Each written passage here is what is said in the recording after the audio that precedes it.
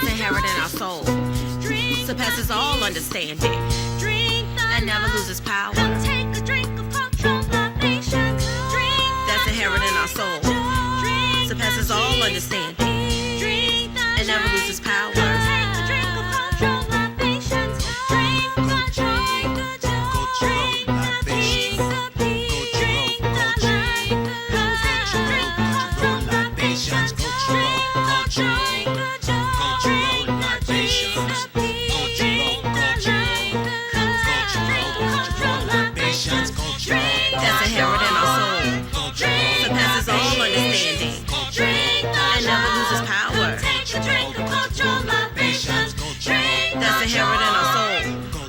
Surpasses all understanding, and never loses power. Take a drink of cultural libations. Drink the joy, drink the peace, drink the love. Come take a drink of cultural libations. Drink the joy, drink the peace, drink the love. Come take a drink of cultural libations. Welcome to Love, Light, and Positivity. You have just landed in love. You were made in love, by love, for love. We want to thank you for joining us this evening on our third show. And before we rode along with the rest of our show tonight, we want to extend a thank you to Belinda Todd, my dear friend, which she hosted, not co-hosted, the show for us last week because we had personal business that we had to take care of. And she stepped in and did a fantastic job along with her guests, Jackie and Joni Valentine, and also Patty Washington were guests on that show. We thank all of you for being here last week for our episode of Love, Light, and Positivity. And one of the things that we want to remind you of tonight, sometimes we forget. We have a tendency to forget who we really are. We have a tendency to forget why we are here. We have a tendency to forget that life is a gift. And part of this earthly adventure, as I like to call it, is for us to discover our inner divinity. It's for us to discover it, uncover it, discover it, and recover it, and just be who we are. For we were made in love, by love, for love. Now, on tonight's show is a first for Love, Light, and Positivity. We have two African-American males we're going to talk to from two different generations about how things are and how they shed love and light in the community. Our first guest will be Dr. Ram Bhagat, who he's been around in this community for a long time, and he's a very, very creative force in the community, in the RVA area, and in all those other places that he goes all around the world. And in our second half, we have a spoken word poet who's 24 years old, who's just starting out, and we would like to share with him, to share with us how he got started and how he sees his life and what he sees for his life. And then at the end, in our vibing section, he's going to be doing spoken word. So we have an exciting show for you, so sit back and relax. And with that being said, we always like to start our show with a meditation. So I'd invite you to just relax where you are. You can sit where you are, sit down, and just be who you are, and then just allow yourself to just relax. And as you hear the sound of the drum, think about your heartbeat. And as you focus on the heart that's on our set, just relax yourself, listening. Let the drums call you. Let the drums vibrate through your bones and every cell in your body. Close your eyes and just relax, focusing on your breath and the giver of the breath. Let it nourish every bone, every joint, every cell, every muscle in your body.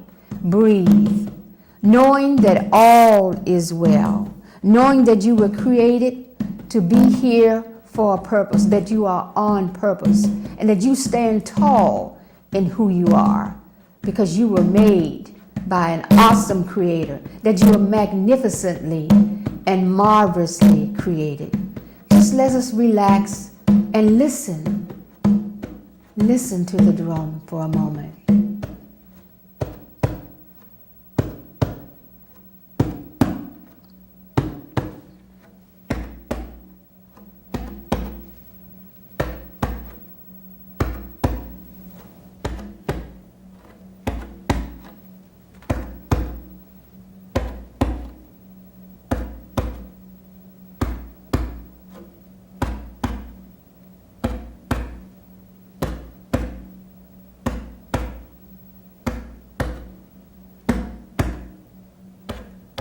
And with the slowing of that rhythm, that is so soothing, so comforting, knowing that you are who you are because of the artist, the master artist that put you together, and that you were made in love, by love, to be loved.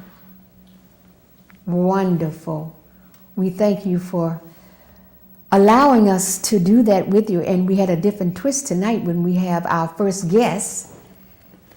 He is one of the luminaries and visionaries in the Richmond community. And not only just the RVA area, he's all over the world doing all sorts of great things. And he's also on, he's done a TED Talk. He did a TED Talk, which I watched, and it was just so wonderful. Because what I was impressed with, that Dr. Ram Bhagat, who's our guest, he had the whole crowd involved. And he talked about the healing of the communities and how he goes out and he uses his drums. He uses the drums to unite people of all cultures, all races, everything. He uses all of that to just bring people together. So we know this man has done lots of things. I've heard him before. I was at a presentation that was given by Unity of Richmond that had Dr. Gandhi's son here.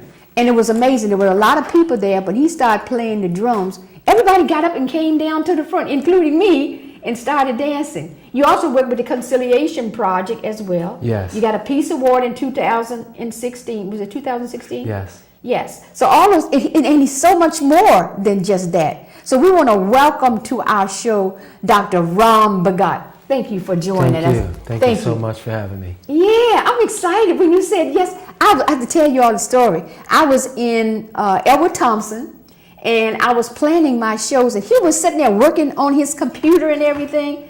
And I was trying to think. I said, I wonder would he be on my show this season? And that was in May that I asked him, and he said, yes, I will be on your show. And I'm so happy that you're here. Yeah, I'm really glad to be here. We've been planning it for a while, and talking about the healing community with rhythm, the TED Talk. Yes. So I just want to give a little context with how that all started. Okay. I think that goes all the way back to a tragedy that turned into a triumph. So my brother was a victim of gun violence, and after his death, the trauma of that experience just motivated me and inspired me to do something to heal myself, help my family heal, and then also to address gun violence around in my community and around the country. So we started Drums No Guns. Drums No Guns. Drums No Guns. And so how long has that been going on? Drums No Guns started in it started off as a world percussion ensemble. Okay. Called Children of the Sun. Okay. And then in New Haven, Connecticut. And I moved to Richmond in the 80s. And when I moved to Richmond in the 80s, I was working in the community. And then I started to get involved in addressing the gun violence epidemic in our community. And myself and students and other people in the community began just figuring out ways to connect with the youth. And my children got involved, and we started Drums No Guns. And Drums No Guns has been a sustainable healing force within the community, but it's taken on different changes as time has changed. So for example, this Saturday, we're doing a program over on Southside called Drumming in the Garden. Yeah, I saw that. And that's kind of a connection between the arts-based healing movement and the urban gardening movement. So it's going to be at 5th District Mini Farm on Bainbridge, and we invite everybody to come out. Oh, yes. It's the start of a series of Drumming in the Garden programs that we're going to do around the city. And this is going to be an annual event. This is the first one in a series of Drumming in the Garden. So that's not going to be our only Drumming in the Garden this summer. We're going to also do a Drumming in the Garden in Jackson Ward with the youth from Jackson Ward over at 6 Mount Zion Baptist Church Urban Garden. That was created by this program called the Lewis Ginter Urban Gardening Program. So we're going to bring the youth over there and introduce them to healing community with rhythm, urban gardening, and I got a grant with the Richmond Peace Education Center. Actually, I'm working on a grant with the Richmond Peace Education Center to use drumming, gardening, restorative justice, conflict resolution, and different things that I'm involved in to empower the youth to express themselves and to address violence in their community in ways that they see as being effective. Okay, with all of that, you've given us a lot of information, but one of the questions that I wanted to ask you, you talked about losing your brother to gun violence. What other modality did you use to heal yourself when you went through that process? Because a lot of people become very, very angry when one of their family members and they use it in an inappropriate way, and you turned it into something positive. You turned it into something positive where not only it healed you, but you went out into the community. So what other modality did you use to deal with your grief around all of that? I think that started because, like most people like you were talking about in the world, have a lot of different issues that we have to go through just, to survive and try to figure out our path in life. So I was just fortunate enough when I was 17, 18 to realize that I wanted to follow the path of yoga. And so... Aren't you a yoga instructor as well? I have been an active yoga instructor, but more so I feel like I'm a yoga practitioner. And okay. The story behind that is at around 17, going through a lot of things that a young quote-unquote black male in the urban environment or in the city. Yes. I was just blessed to realize that I wanted to find out more about myself, and so I put out in the universe that I wanted to be at the feet of a master. So who inspired you? See, that's the whole point of this program, Love, Light, and Positivity. Mm-hmm. It's asking people, who were your role models? Because I know as an African-American male, okay, living in a community, they're hard. Sometimes it's, you got two strikes against you, so to speak, mm-hmm. and then you have to come up against the systems that you have to deal with. Who inspired you to take the path that you've taken? So when I was a teenager, my mom and dad split up, and I think I was a junior or senior in high school, and my mother's older brother came and lived with us. Uh-huh. Uncle Bubba, Roland Jones. Uncle Bubba. Yeah, and so he was, like my family was very active in the community. And you were in Connecticut? I was in New Haven, Connecticut. New Haven, Connecticut. Okay, so the audience know that you were not living in Virginia. No, I was born and raised in New Haven, Connecticut. Okay. And I know my aunts were involved in the Black Panther Party with the breakfast. Wow! Helping to feed the kids. Yes. And my uncles and aunts and everybody were always conscious and filling us with knowledge and determination to, be better. But my sister will tell you, like, of all the kids in the family, like I was probably like the baddest one, getting in trouble and stuff all the time. Yeah. But my uncle did influence me. He turned me on to books like The Wretched of the Earth. Frantz Fanon wrote that book, and just other things to kind of stimulate my interest. And he was also in the Nation of Islam. So I grew up in that kind of environment where my family was about progress, and my family was about resistance, and my family was about like self-discovery. But I chose the path, like I was led to the light by my own reading and deciding that, wow, this yoga seems kind of like it's resonating with me. And I realized that, wow, I need to have somebody to teach and guide me. So I came to Virginia State, and ironically, I guess my prayer or my vision or what I put out there was answered. Uh-huh. And I met a yoga master from India.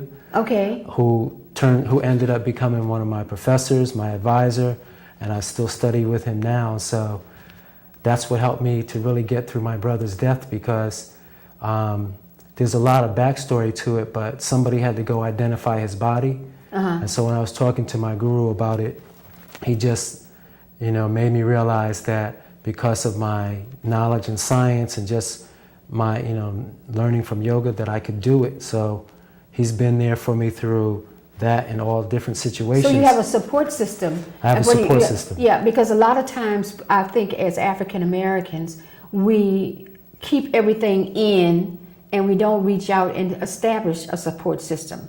And I know in my own life, in order for me to be a black woman in the world with all the systems that you're up against, and we're all programmed by all these systems that we have to function in, and they're considered quote unquote normal. Right. And I have always been considered in my family like, and I'm crazy because I seek other things out there other than what I'm taught. That's not a criticism of where they were, but at the same time, I was developing my own self from inside out and not be influenced so much from outside in. And I hear you working on the inside from inside out. Yeah, I could just say that at that time there was a lot going on. It was the 70s, and there was sort of a black spiritual renaissance in the early 80s.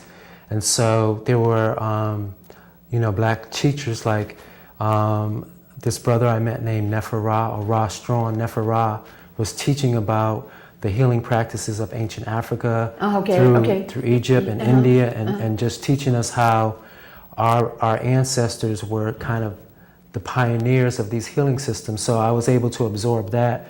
And at an early age? At like in my early 20s. Oh, yeah. But even though I had that knowledge, I still drifted and got off the path. But having that spiritual connection was always like that anchor, that solid base. And so like now that I've gone through those decades of learning and experiencing, I see like a resurgence because the youth today are bringing that back to the forefront. So like I was telling you about the urban gardening, this brother I work with named Duran Chavis has been a pioneer around urban gardening and how that could be a tool for liberating our community or healing our community. And that's kind of the basis for how we came up with Drumming in the Garden. And that's going to be the first one this Saturday at the 5th District Mini Farm on Bainbridge. And there used to be a program, and I think it was sponsored by one of the major agencies. I used to work in the summertime, and when I was coming out of school, I worked part-time. And I planted gardens because I was raised on a farm. Okay. Raising all our food, cows, most of the vegetables. We had a lot of vegetables and everything. And I was working in Church Hill and would plant gardens for seniors in their backyards. Right. Out there helping them have their own vegetables. And I know 31st Street Baptist Church also works with Virginia State, where they have vegetables and things, and they feed the homeless with that food. But I think the gardening project is really, really good. So, with all of that being said, and you're starting out at an early age, what piece of wisdom do you have that you can offer someone of a younger generation about, as a black man, how to be on the path, learning how to be in the world but not of the world, quote unquote, but to be their own man with everything that they have going against them now? I think the wisdom is like based on the idea that what you said earlier, we come from a higher source. Yes. So we have to connect with, if we don't believe in that higher source, we still have to connect with something that's going to make us strong as far as dealing with stress. And I think that comes from something as simple as breathing. We have to learn certain just relaxing breathing techniques so that we can deal with the stress that we're constantly facing. So it's as simple sometimes as just taking a deep letting go breath, inhaling and just letting it go before we react. Yeah, before we react. Yeah, because that changes the whole physiology. Yeah. And also, you were an anatomy teacher. I was an anatomy teacher. Yes, in the school Richmond and Washington, D.C. Richmond and Washington, D.C. So there's a group of young brothers that I connected with who are having, I think it's like our 4th sunset drum meditation on Saturday too, right on Powhatan, right on the hill overlooking the city. Because and what time? That's at 7. And you have an exact location, you know what? It's right across from the Powhatan Community Center, right on the hill overlooking the city. Okay. And so you all can, he's giving you 2 things that you can have that are bringing a sense, because he's an activist for bringing communities and healing communities through using of meditation, the drumming and now the gardening. Right. You're putting people together. So that's drumming in the gardens, So that's the first one is this Saturday, and then in Powhatan. and then Powhatan, that's also this Saturday at 7. And Okay. then one other thing to kind of address your question about how it's, let me see how to put this.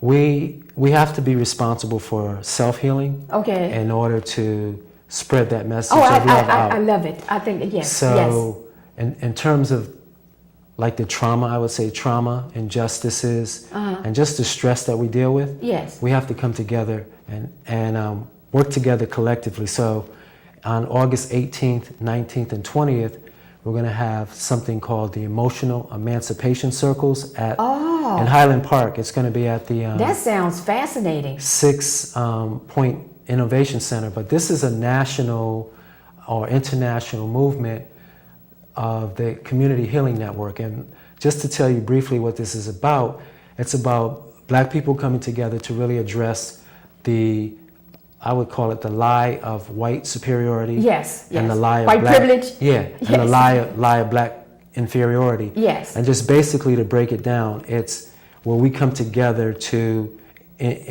we come together to address the things that are affecting us in a healing environment. And so we're going to have Dr. Cheryl Grills from Los Angeles, who's going to come in and do a training about how to facilitate emotional emancipation circles, because Emotional emancipation circles. Because Virginia is the birthplace. Yes. It's the first colony. It's the birthplace of the lie of black inferiority. Virginia, Richmond, Virginia. Well, Yeah. Virginia. Yes. And Richmond, Virginia is like it was the capital of the Confederacy, but we're still dealing with the after effects. So one way that black people can address what we deal with every day is by coming together in these emotional emancipation circles.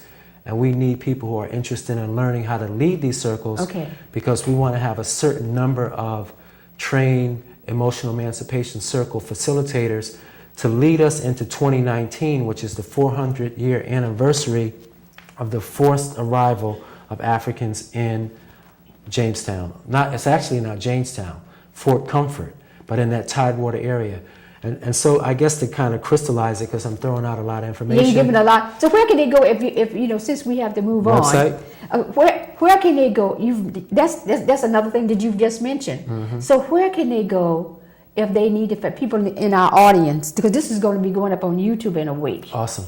So where can they go? Can you give them a number that they can call, or? I can give them, all they really have to do is Google Emotional Emancipation Circles Okay. or Community Healing Network. Okay. So that's one thing. And then my website is under construction, but they can check out my Facebook page, Okay. Ram, R-A-M, Bhagat, B-H-A-G-H-A-T.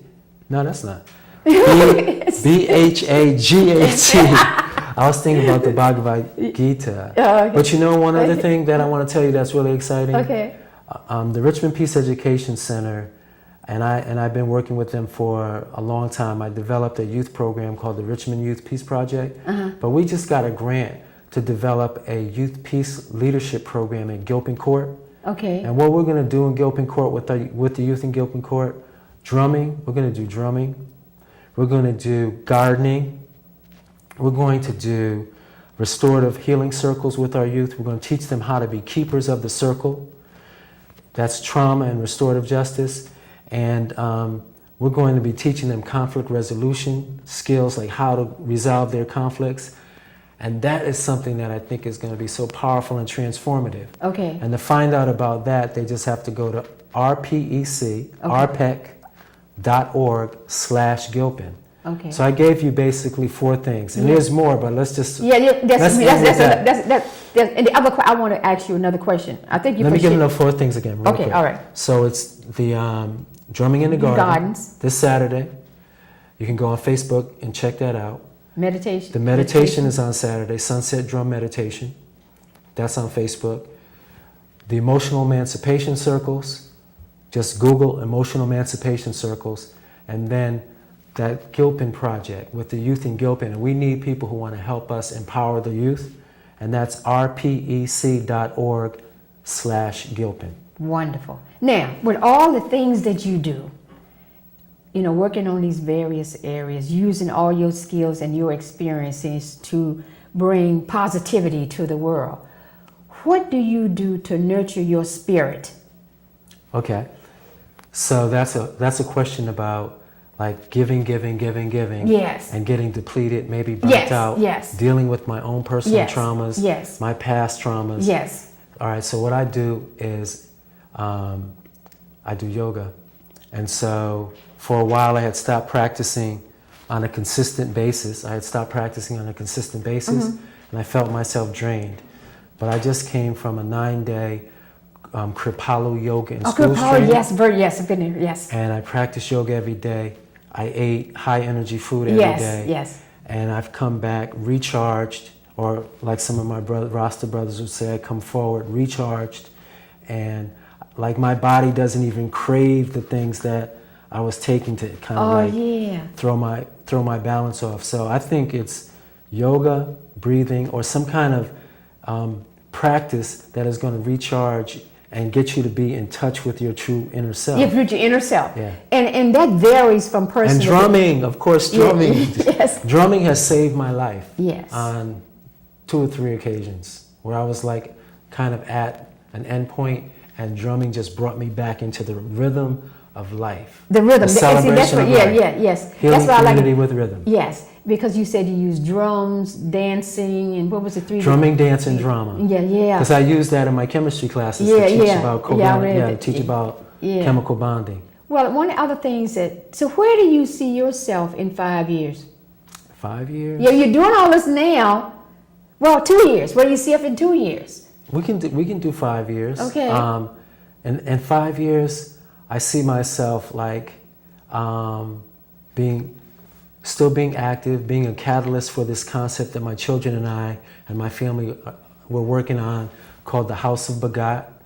And the House of Bhagat, I think, is around inner and outer beauty, using yoga, using Inner and outer beauty. aromatherapy. We have to have you back to talk about that. Yeah, now that's something that some people know about me, where like I was one of the pioneers in terms of massage and skincare and Ayurveda and those kind of healing practices in this area. Yes. So we need to wind things up there. Is there something else that you want to share with our audience that you haven't shared? Something nobody knows about you?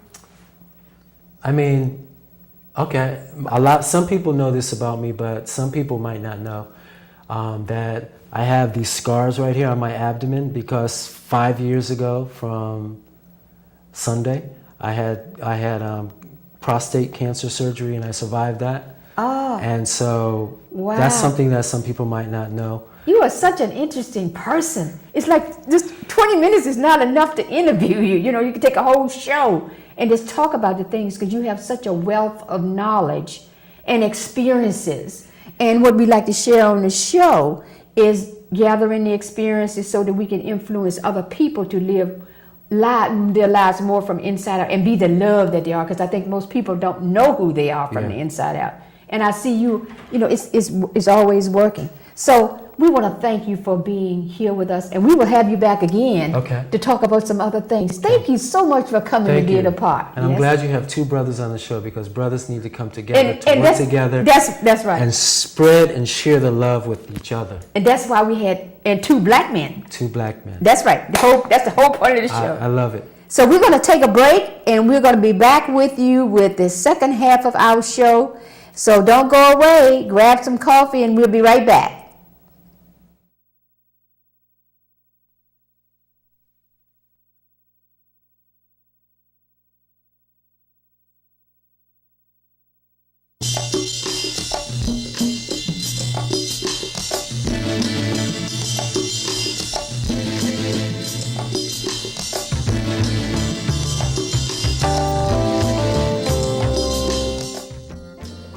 Many a songwriting man has gone before, imploring us to have good vibrations.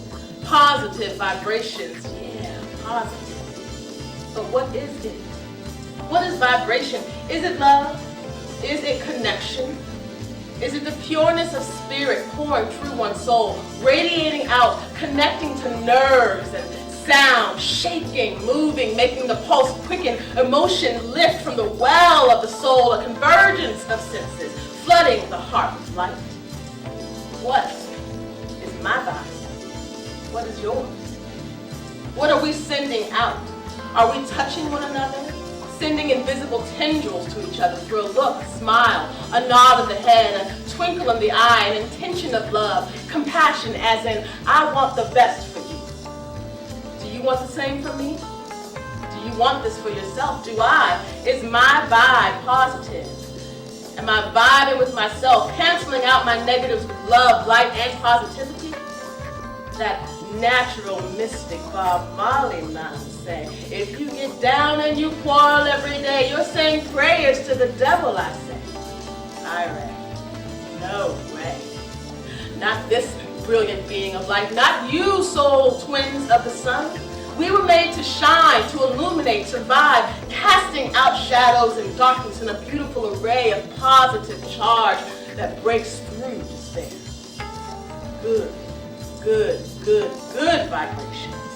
Rastaman vibration. Yeah, positive. Wow, that's the man's vibration. I can feel it. Can y'all feel it? Yes. Wonderful. This is Lucretia, and she is a spoken word artist. She was also in Blues Girl and Big Mama Thornton. Saying you ain't nothing but a Ain't hound. nothing but a hound dog. All right. And we are introducing our new section of our show. I am the host for Love, Light, and Positivity. And on this section of the show is called Vibing. She talked about vibrations. It is called Vibing.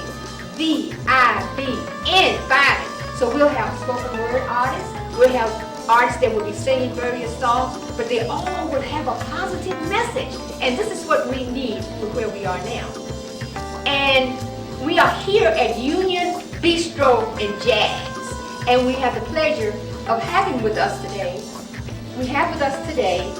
Ian, who is the owner here, and Jasmine, who is the manager here. Thank you for having us here today.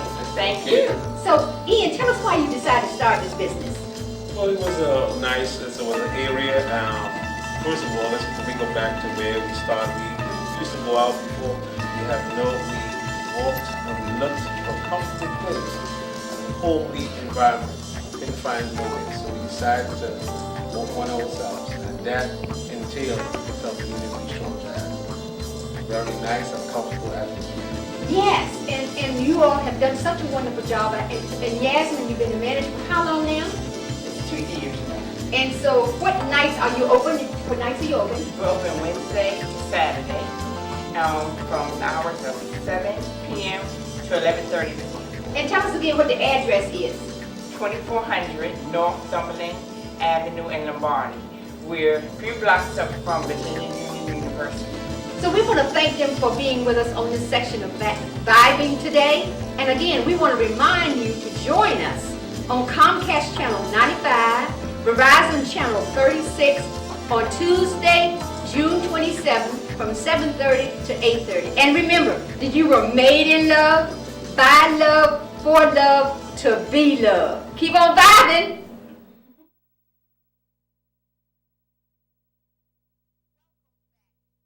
So excited. You know why? Because we have 2 men on the show today. And I have to say that because we've been doing this show for 4 years. And what has happened is we've always had, I think I've only had maybe 2 men out of those 4 years besides Roy. So this is really historical for me. And it's such a pleasure to have 2 African American men. Now, we had a scholar, we had a yoga teacher on the first day, Dr. Ram Bhagat. Now we're going to take you to the millennium generation, and we have Brian Beecham. Yes, ma'am. How you doing? Nice to meet you. Thanks so much for having me. Yeah, wonderful. And I have to tell you all how I met this young man. In April of this year, my partner, Elroy Boyd III, did a play called Vignettes, A Shades of Black Life, and he was part of the performance there. He came up on stage because I remember one night I went and I asked him, you know, he wasn't projecting because he does spoken word. And I said, "Is that the way it's going to be?" He said, "No, ma'am, that's not the way it's going to be." You know, You didn't seem to have much faith in me, did you? because I'm saying I wanted to just come out with it, and you'll get a sample of that at the end of the show when we do our vibing. But he's also a school teacher, and what do you teach? History. History. Yes, ma'am. And a basketball coach. Yes, ma'am. So, and when you graduated from Virginia Union University in 2016. Yes, ma'am. And he's the spoken word artist, and he's a member of several different spoken word poetry organization. What are those names of those? So I'm part of numerous organizations throughout the city. Vocal Vibrations, which is an open mic organization, or Truth to We're a collective poetry community throughout the city of Richmond. We do shows every Thursday night. Okay. At Terry's Restaurant and Lounge down on Hall Street. Oh, I know where it is. Mm-hmm. So we're there every Thursday night. From what time to what time? From about 8 to 11. It's free to get in. Like I said, food, drinks. You can come in, have a good time, just listen to the artists. And we normally have a good night. We just enjoy each other's company and just have a good time. So how if someone wanted to come and do a piece, can they come? Anybody is welcome. We can have people from all over the city come in. You don't have to pay to get on the list or anything. It's literally just walk in. We would love to have anybody that shows up. Oh, okay. So how long has that been going on? We've been at Terry's for about, I want to say 6 months now. 6 months. Yes, ma'am. Okay. Well, let's go back a little bit. I want to know how you got started in spoken word. Ooh, that is an interesting story. I've been writing poetry my whole life. Okay. But I was always scared to. And he's 24 years old now. He said he's 24 years old. Only 24. But I've always been writing my whole life, but I was always scared to show people. Okay. I wrote throughout middle school, high school, but I never showed anybody. I understand. I didn't show my family. I didn't show my friends. I understand. Just in my notebook.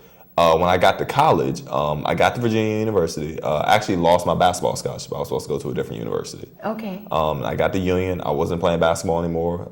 Truth be told, I was completely miserable. And I was trying to find some way to fill my time. And I saw on campus one day where they were having a spoken word show on campus.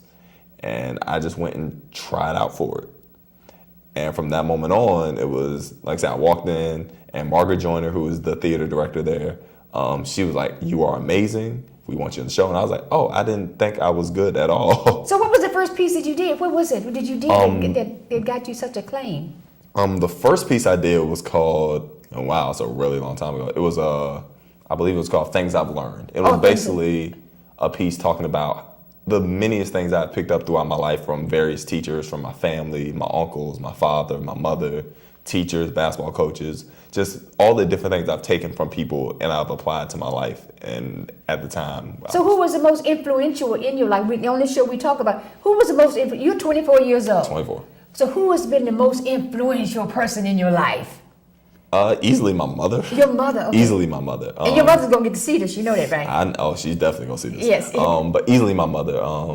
Coming up a close second behind her, all of my uncles who were pretty much treating me like their own son. Who I've lived with at various times, who have helped me throughout a lot of situations. And then coming up right after them would be my grandmother. Oh, your grandmother. Okay, that's the ma'am. piece. That's my favorite piece. That's the person you're waiting on me to get to. Yeah. I know. That's my favorite. But my grandmother died of cancer when I was in my 8th grade. Okay. So, but leading up to that point, truth be told, if she was still around, she'd probably be the most influential person in my life.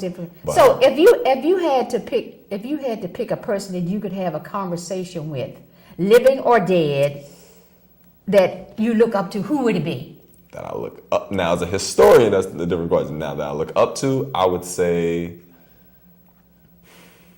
Malcolm X. Okay, man. Yes, good choice. Good choice. Why would you choose Malcolm X? Because I have a piece about Martin Luther King, and that's normally a go-to answer for people like me. I have a piece about Martin Luther King where I know everything there is to know about Martin Luther King for the most part. With Malcolm X, I feel like there was a lot of story for him that was left to be written.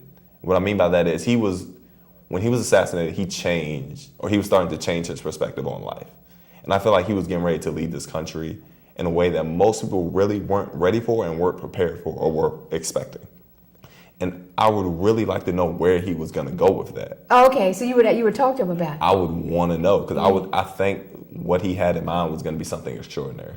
Yeah. So look, I know. I remember I gave you an assignment. You gave me an assignment to watch to watch Dr. Bagat when he was here. He's a scholar and thing. So what did you gain? What piece of wisdom did you gain from what he said about living and being in the world as a black man? Because he talked a little bit about that. I feel like the things he was talking about, I mean, I kind of feel like it's something every black man lives day to day. We have to look at these moments, and like I said, most of us experience traumas, violence that we have to deal with in our communities, and we have to find a way to deal with them. And that's would be one of the things I stress to all my students. Everything you go through in life, you have to find a way to deal with, whether it's with drums, poetry, music. There has to be a way for you to channel that energy and for you to use it in your community. And the only way you're gonna be able to do that is if you allow yourself to do it.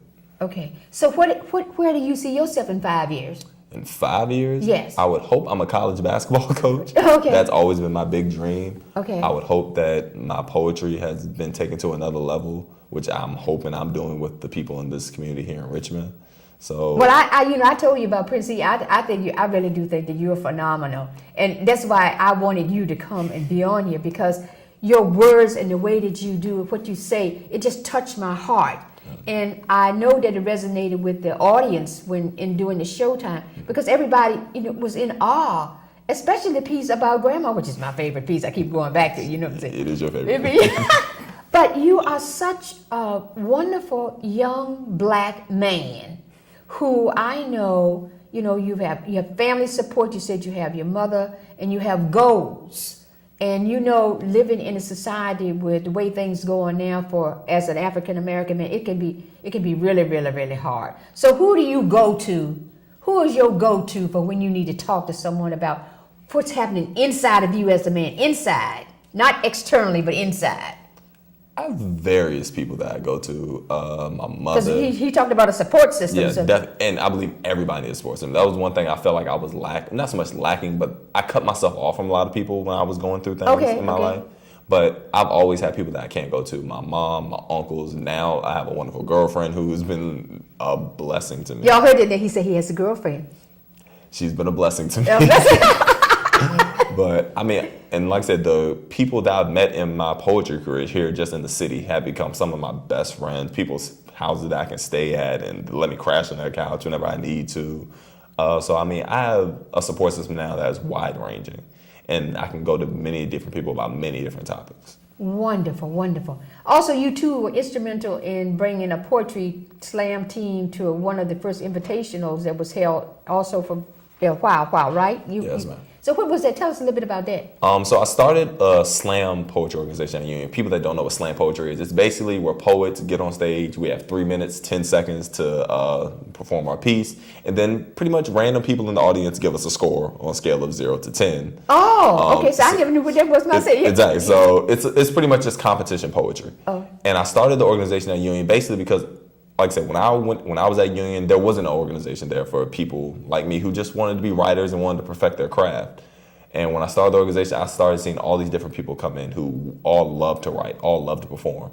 And the CUPSI, which is the College Union Poetry Slam Invitational, they have it every year for all the universities in the country and international universities. Okay. And all the schools come together, they compete, and they have a good time. They're normally together for about a week.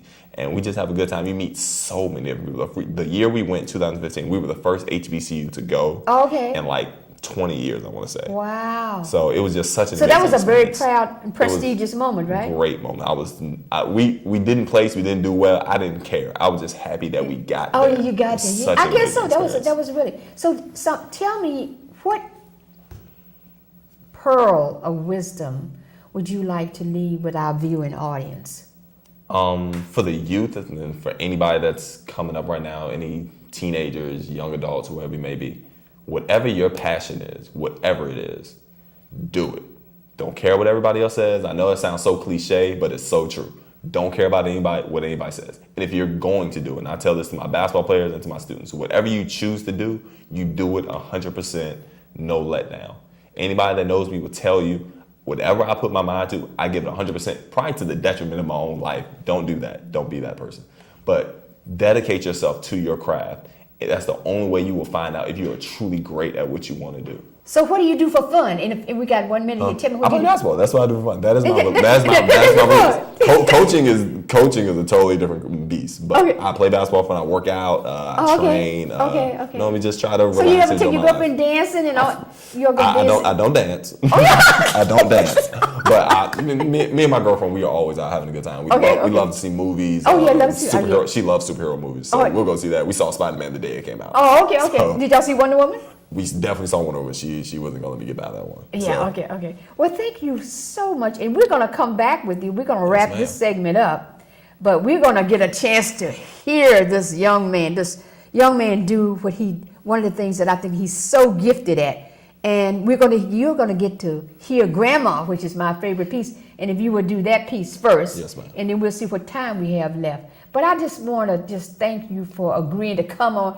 And you are such a good person to talk to and easy to talk to. You've done really, really well with this. Thank you. And so thank much. you so Thank you very, so very much much. for this opportunity. All right. Now we're going to take a commercial break. And when we come back, we're going to have spoken word in our section called Vibing. We'll be right back.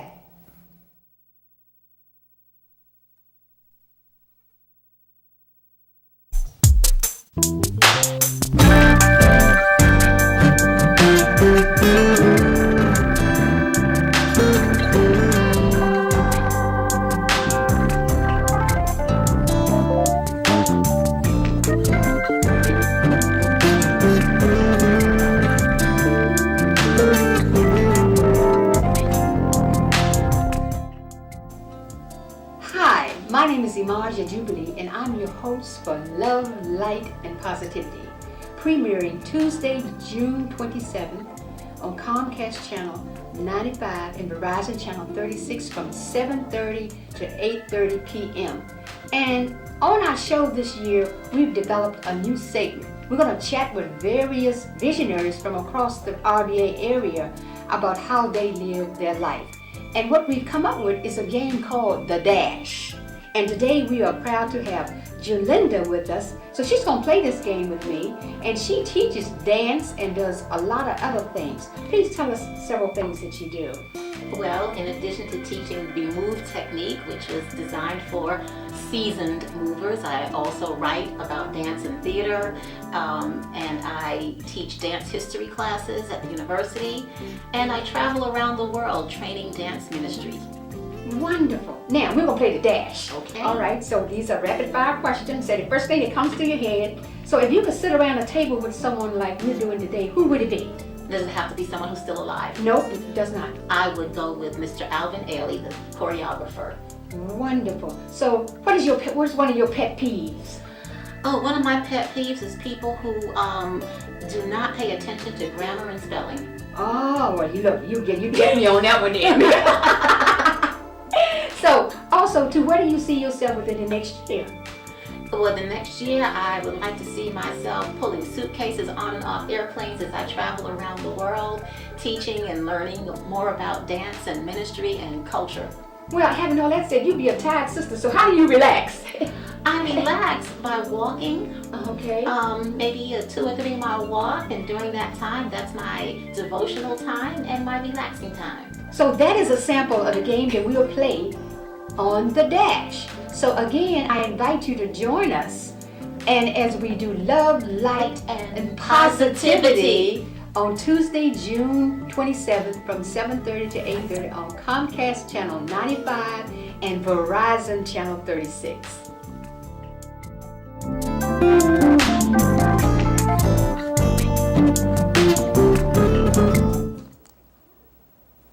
We're back, and I'm so excited because I get to hear my favorite piece by Mr. Beecham about Grandma. So without further ado, we're going to bring you Vibing and the Spoken Word. What I wish. That is an interesting question. I've wished for a lot of things. I wish I wasn't clumsy enough to trip over my own 2 feet every day.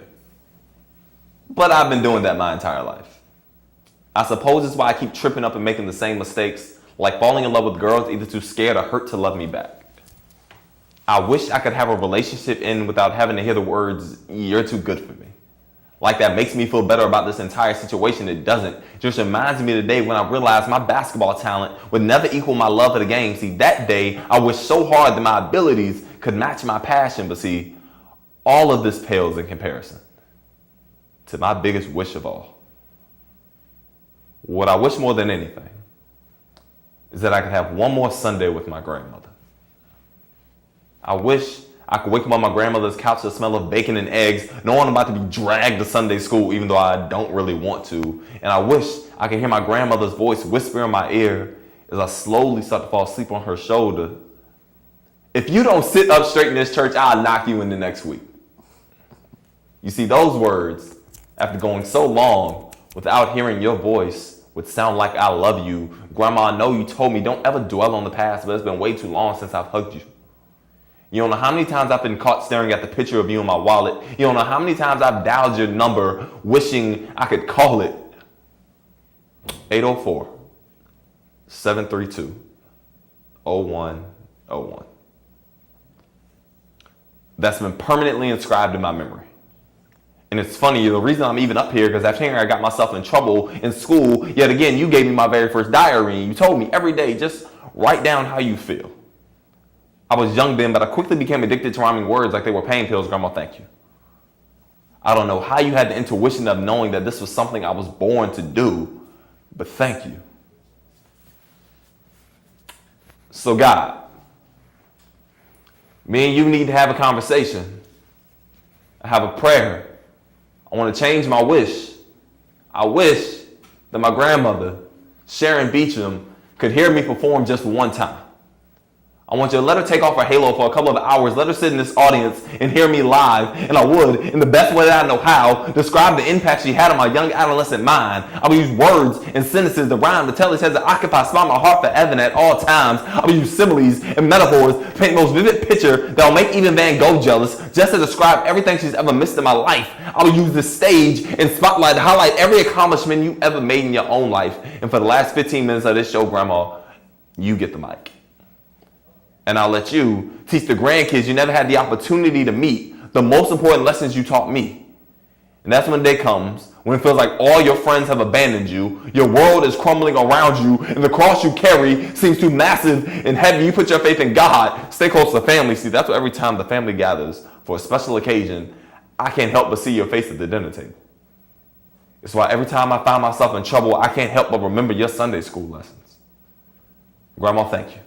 Grandma, thank you. Grandma, thank you. Grandma, thank you. Grandma, thank you. Grandma, thank you. Grandma, thank you. I know I sound so redundant right now. I'm just hoping that one of these get past the clouds, that it pierces the pearly gates, that it actually reaches your ears. Grandma, thank you for putting a pen in my hand, for showing me who I was meant to be. Grandma, thank you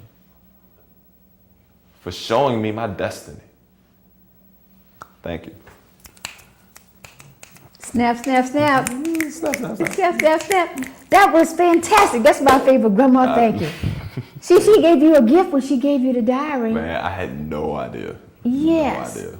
So can you give us another little short? You have something else you can give us? Definitely. Go ahead. Let's go to it. Get it.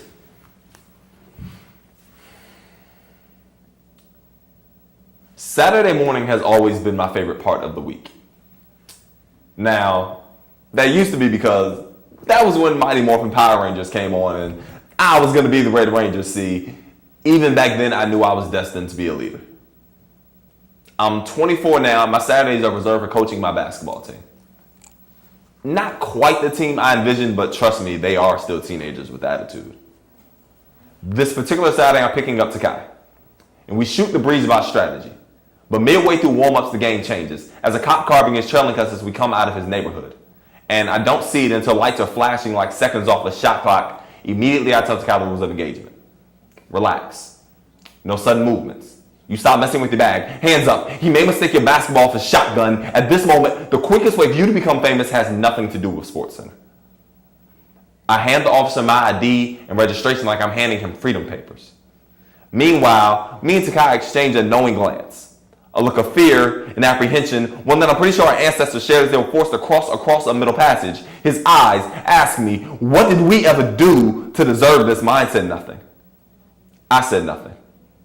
I've gotten pretty good at explaining the concepts of a zone defense, but not why black boys should always be on the defensive. how we have to play the game of life 2 steps ahead, how this is the only time I want him to avoid charges. Do I tell him, stop expecting policemen to play fair? You can't let them bait you. They look for any reason to call flagrant, any excuse to say it was necessary. They're all way too willing to take foul shots and stop complaining to society. You can't expect help from judges who've been paid to rig the game. Do I remind him of a scouting report?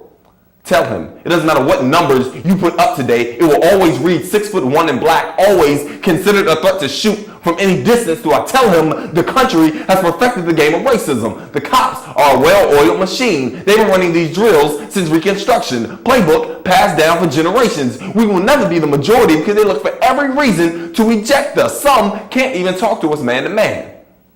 They rather 3/5 trap us into situations.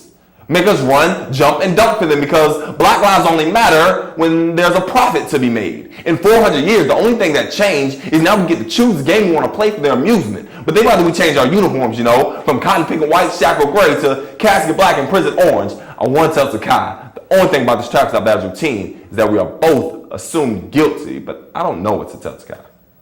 Okay. Wonderful. See. Wonderful. We want to thank you so much. That was so great. And you came and you brought it, and I just appreciate Thank you so much. your I appreciate words. this so much. And just keep on doing what you're doing. I want to encourage you, and you are an inspiration. You definitely exude love, light, and positivity. Thank you. And your words and your rhymes are right on time with what's happening in our society to black people and to black men. Definitely. We thank you for joining us tonight. We've had an exciting show, and it just went by so quickly. But we want you to come back and join us again next week, because we'll have another jam-packed. Next week, we're going to have a lot of guests here talking about things and how they can bring love, light, and positivity to where they are, who they are, and what they're doing. And remember, you were made in love, by love, to be loved. So go out and make this a good week. And remember that you were wonderfully and marvelously created by the Creator. And that love is above you, below you, and all around you. And we will see you next week. No more of opinions of family, friends, and relations. Drink no more of a status and material aspirations. Come take a drink of a cultural libation. Come take a drink of a cultural libation. No more of a well that runs dry. Expand your worldview and have a cultural libation. No more of the river that flows dry. Expand your worldview, have a cultural libation. Drink that's inherent in our soul, surpasses all understanding, and never loses power. Come take a drink of cultural libation. That's inherent in our soul, surpasses all understanding, and never loses power. Come take a drink of cultural libation. Drink the joy, drink the peace, drink the light. Come take a drink of cultural libation. Drink the joy, drink the peace, drink the light. Come take a drink of cultural libation. That's inherent in our soul, surpasses all understanding, and never loses power. Take a drink of cultural libation. That's inherent in our soul, surpasses all understanding, and never loses power. Take a drink of cultural libation. Drink the joy, drink the peace, drink the love. Come take a drink of cultural libation. Drink the joy, drink the